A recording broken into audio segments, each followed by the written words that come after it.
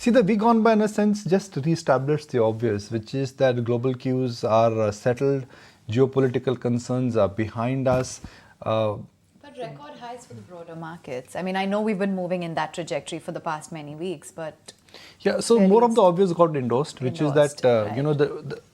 the outperforming trend this year has been, if you go down the ladder, the outperformance has been the highest. So I guess that trend, in a sense, has only extended itself.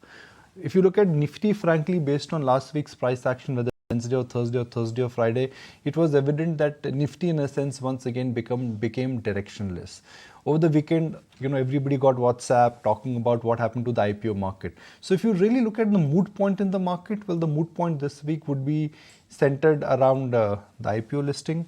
The mood point this week really would be, will Nifty, after 2-3 days of trendless move, will it really get ready for a last hurrah or a bout of short covering before the year unwinds?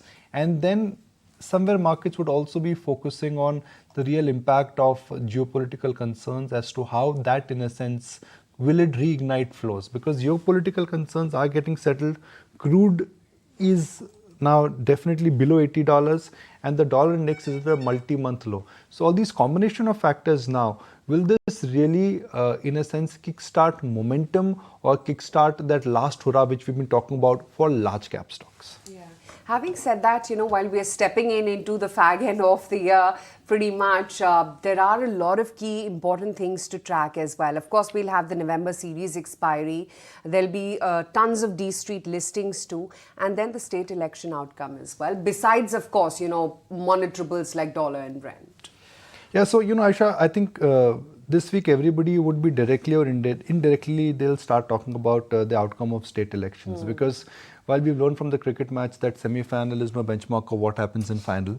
Damn, so yeah. We're meeting the first time after the World Cup. Yeah. Oh my God. Yeah. But anyway. But yeah, so this in a sense is the semi-final. Anything can happen. So markets know that you should not assume that what comes out in terms of state elections, that is going to be the final verdict.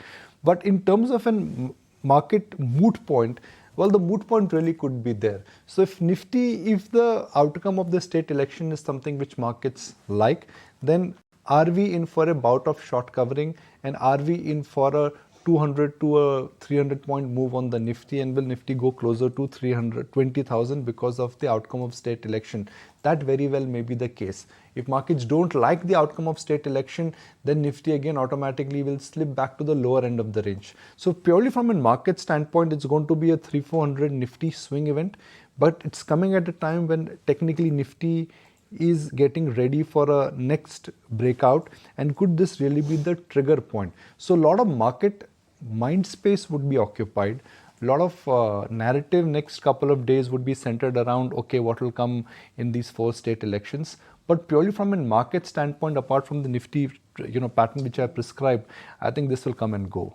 Yeah, a lot of primary market action as well. There's the likely debut of Tata Technologies, Flair Writing, Federal Bank Financials. There's IREDA as well, which is going to be listing on December 4th. So, yeah, big ones actually. Yeah, this is the big one. I mean, Tata Tech or IREDA, they are going to be the listings of the year. I mean, especially Tata, Tata Tech.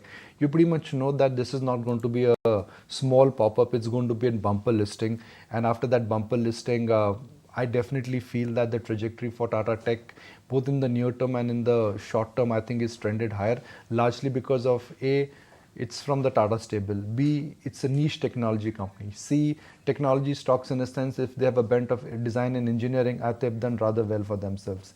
IREDA, again, very niche, very specific. There is a buzz that, they could get Navratna status. If that changes, then what happens to them in terms of the future trajectory? I think that really would be exciting one. Gandhinagar Oil and Flair Writing, those are small ones. They are not going to really. Stellar subscription for like a Flair, for instance, is what. See, Avan, you should not read too much into subscription numbers now. Why? Because these days the gap between by the time you hit market and list, I think is less than 3 days. Yeah. B, there is there used to be a time when the subscription number were a benchmark of what the market underlying interest and participation was, because that time the cycle was a 3 to 4 week cycle. Right. Now it's a 3-day cycle. So I will not read too much into the subscription numbers. Yeah. I don't think this is an indication that okay, markets are looking hot, and this is not an indication that if subscription numbers are strong, that the stocks will do bad or poorly. So yeah, this whole action in the primary market will keep us glued to our screen, especially for EDA and for Tata Tech. I think everybody would like to know that where the real price discovery would happen. Could they go the DMart way, which is that after a strong listing they continue to go higher? Could they go the Hunasa way, which is that the listing did not give them a good response, but post numbers they just hit out of And the then park? employees are booking losses. Actually, and they're she's selling denied the it. ESOPs. She's denied it somewhere. I She's was reading denied it in the it, morning. yeah, but... Let's see. I mean, yeah. we'll try and get something Yeah. from the management. But I guess as if you ask me Hunasa as a stock, I was surprised. I mean, I Yeah. was surprised with what happened to the stock post numbers. Yeah. Well, the number trajectory is fine and everything is looking up, but that kind of jumbo monster rally post the numbers, I didn't see that coming, to be very honest. Yes, indeed. And that is the last week action for Honasa just in the last 7 days. But that aside, let's also track what's going on across the globe. And safe to say that it's been choppy to say the least. You had the US markets, which wrapped up and lost really ground on Monday's trading session. It was a 4-week winning streak that we have seen for the US market. So starting off this week, at least, on a pretty tempered note. The volatility index has bounced back. And this morning, Asian markets, they have largely rebounded. But you've also got crude oil prices that are in the spotlight, hovering around $80 per barrel. You've got the OPEC plus meat that will be closely watched out for. Gold near 6-month highs, and the dollar index, by the way, is headed for the worst month on a year-to-date basis. Monitoring well what's happening with the state of the economy with respect to cooling interest rates. All of that as well has kept treasury yields slipping this week. So when we're looking at the overall global setup, 4 straight weeks, Nikunj, that we've seen pretty stellar gains across Wall Street, kicking off this week on a little bit of a tempered note, but doesn't really spell what's lying ahead. See, from an India standpoint, there are 2 or 3 things which matter. First, the general setup. The general setup, I think, is more bullish than bearish. Geopolitical concerns, the movement in bond yield, that all is settled now. B, let's look at the importance of dollar index. Now, historically, the weakness in dollar index has always transpired into flows back into India. So if you're a foreign investor, and frankly, if you have to take a view on India, I think this would be the conundrum. Do you come now or do you come after election? If you come now, well, you are getting large cap stocks at reasonable valuations. If you come when there is going to be clarity in terms of the election verdict, then you will not get the Nifty at 19,800. Then you will get Nifty at 22,000. So I think that's a conundrum right now. Large cap stocks, I think, are reaching that point at which they could be called as value stocks.